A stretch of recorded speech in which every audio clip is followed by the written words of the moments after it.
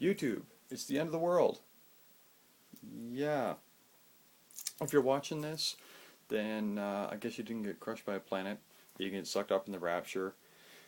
You didn't, get blown up by a nuclear bomb or any other crazy conspiracy theory that was going on or religious nut job thing that was happening. So I'm with you because I guarantee you this is pre-recorded, but I'm probably off having a coffee or a beer or out riding the motorcycle or something constructive or destructive, however you want to look at it.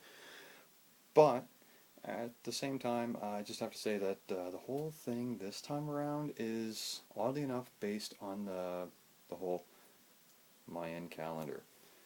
Uh, well, I've never run into an authority on this because anybody that has claimed to be an authority on this that was talking to me about it was talking about the Mayan calendar, the Mayan people.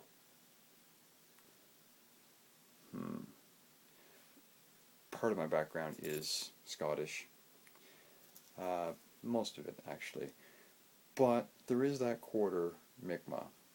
And Mi'kmaq is native people of the Western world, predominantly in the what's known as the Maritime region in Canada, but also extended into what is now known as New England in the U.S.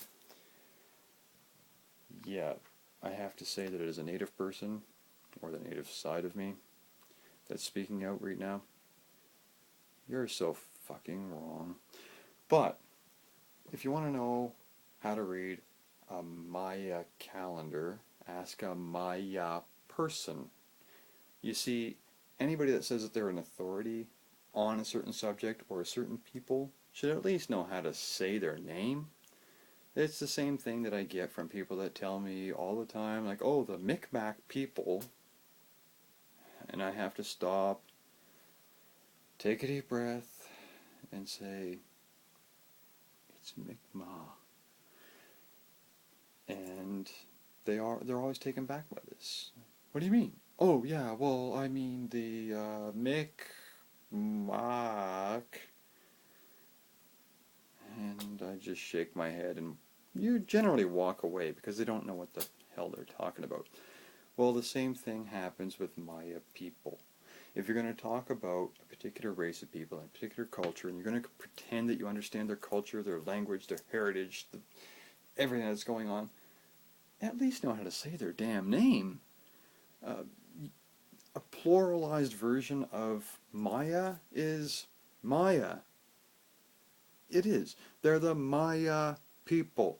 It's not the Mayan calendar, it's the Maya calendar. And the Maya don't even agree that it's a calendar because that's not how they track things. They used to track things in string sequence with knots in it. They're a mathematical society. Things are interpreted through math. So I waited a long time to put this video together because I already knew this, and it's like, how can I tell these people?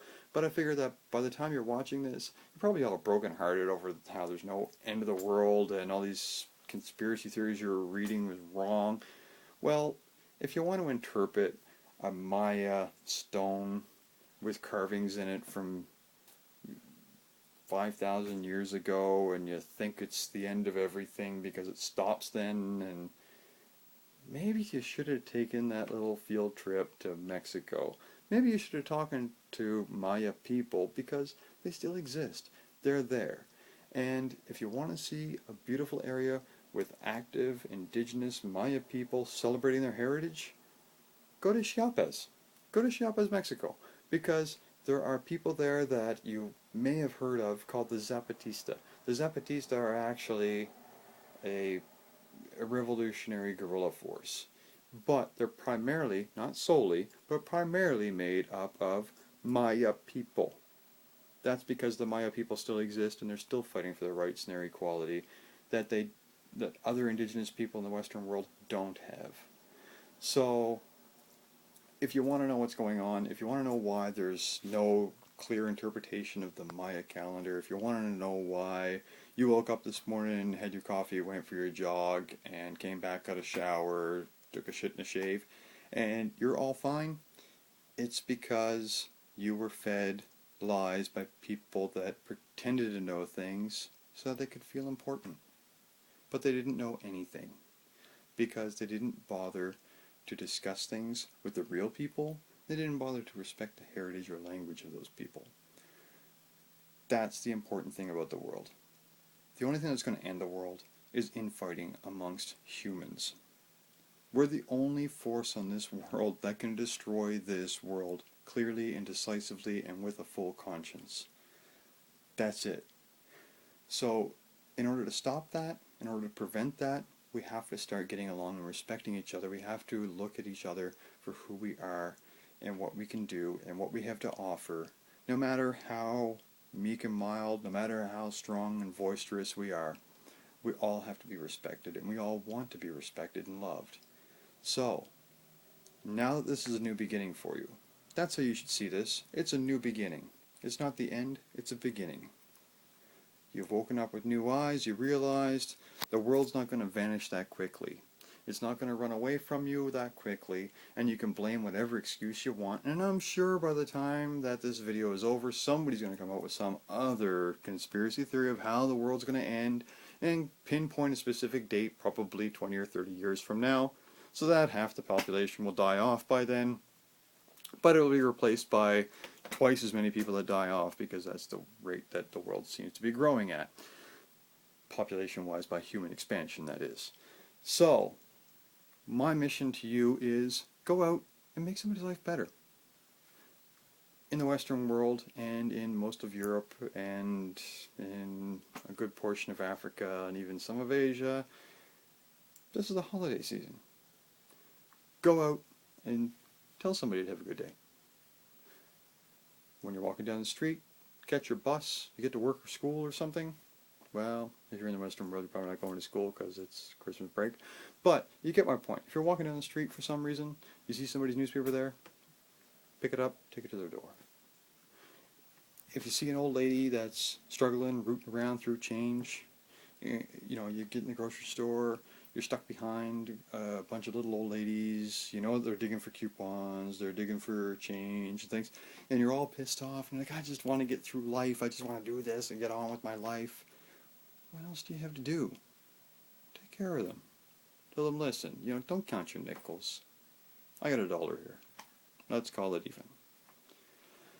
Or you could do something really simple, like go to a senior's home. Walk in, say, I don't know anybody, but who seems to be sitting alone? Usually these seniors' homes have common areas with a little coffee machine. Sit there. Pour yourself a cup of coffee. Wait and see who shows up. Talk to them. They might have an interesting story. And if you follow anything at all with this whole Maya calendar thing, you'll understand that Aboriginal people in the Western world truly do respect their elders. So if you go to a senior's home and you sit down there and have a coffee or a tea, sitting in the lobby, and an elderly person comes out, and you talk to them, you'll understand why Aboriginal people in the Western world respect their elders. Because they truly do know what's happening. They've seen through the bullshit, they've been lied to enough. They're not going to believe this crap that you believe today. They're going to set you straight. And they're going to warm your heart. And you're going to be passing that on. And when you're in a senior's home, you're going to be thinking, I wonder what young whippersnapper is going to be brave enough to come in, sit down and talk to us. And find out our story. Find out how far we've gone, how hard we fought to get them what they have today. And what are you going to do for the generation coming after you? What are you going to fight for? How are you going to do it if you don't know where you've been? So, in order to learn about Maya culture, you got to learn about yourself. That comes with any culture. So get out there, respect people, learn from them, and if there's anything you can take away from Maya culture, it's know this. They kept their mouths shut through the whole thing because nobody asked them any questions about it. Nobody would take them serious when they said, we don't know what the hell that stone means. Why did they say that? because they truly don't. It's been lost. It's been taken away by younger generations that didn't care. So if you want to interpret things, if you want to understand things, if you want to carry things on for generations, learn, share, and keep it going. Anyhow, till next time. See ya.